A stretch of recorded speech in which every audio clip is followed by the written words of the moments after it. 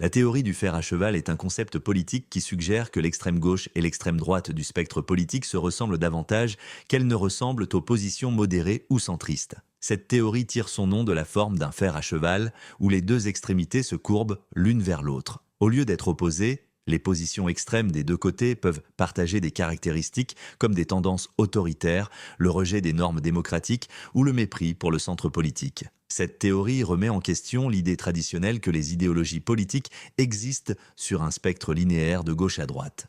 La théorie du fer à cheval est souvent attribuée au philosophe français Jean-Pierre Fay, qui a introduit ce concept au XXe siècle. Fay a observé que les idéologies extrêmes, malgré leurs différences, utilisent souvent une rhétorique et des tactiques similaires. Ces observations ont été influencées par la montée des régimes totalitaires au début et au milieu du XXe siècle, comme le fascisme à l'extrême droite et le communisme à l'extrême gauche. Ces deux régimes, bien qu'idéologiquement opposés, montrèrent des caractéristiques autoritaires comme la censure, la répression de la dissidence et le contrôle centralisé. Avec le temps, la théorie du fer à cheval est devenue populaire pour comprendre pourquoi les extrêmes semblent parfois converger en pratique. Un exemple connu de la théorie du fer à cheval se voit dans la méfiance partagée envers les médias traditionnels par les groupes d'extrême gauche et d'extrême droite. Bien que leurs raisons diffèrent, les deux extrêmes accusent souvent les médias de partialité ou de manipulation. Par exemple, les groupes d'extrême droite peuvent ne voir les médias comme promoteurs d'agendas libéraux,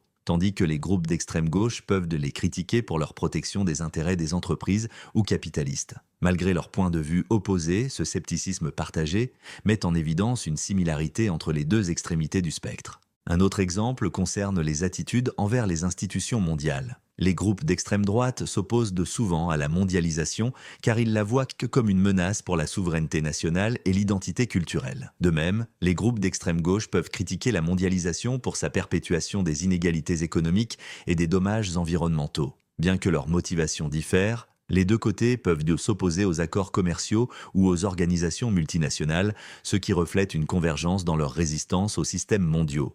Les critiques de la théorie du fer à cheval affirment qu'elle simplifie trop les idéologies politiques complexes en se concentrant sur des similitudes superficielles. La théorie peut ignorer les profondes différences philosophiques et pratiques entre l'extrême gauche et l'extrême droite. Par exemple, les idéologies d'extrême gauche mettent souvent l'accent sur l'égalité et le bien-être collectif, tandis que les idéologies d'extrême droite peuvent privilégier le nationalisme et l'individualisme. Regrouper ces extrêmes risque de déformer leurs valeurs fondamentales.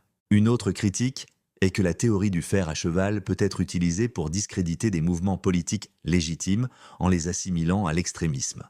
Par exemple, étiqueter des mouvements progressistes ou conservateurs comme étant trop proches des extrémités du fer à cheval peut rejeter leurs objectifs ou préoccupations comme extrêmes. Cette simplification excessive peut empêcher une discussion significative et nuire aux efforts pour résoudre des problèmes systémiques. Enfin, les critiques soulignent que cette théorie manque de preuves empiriques. Bien que ce soit une métaphore utile, la théorie du fer à cheval n'est pas basée sur une recherche systématique ou des données. Sa dépendance aux exemples anecdotiques et aux généralisations en fait un outil moins rigoureux pour analyser les systèmes politiques.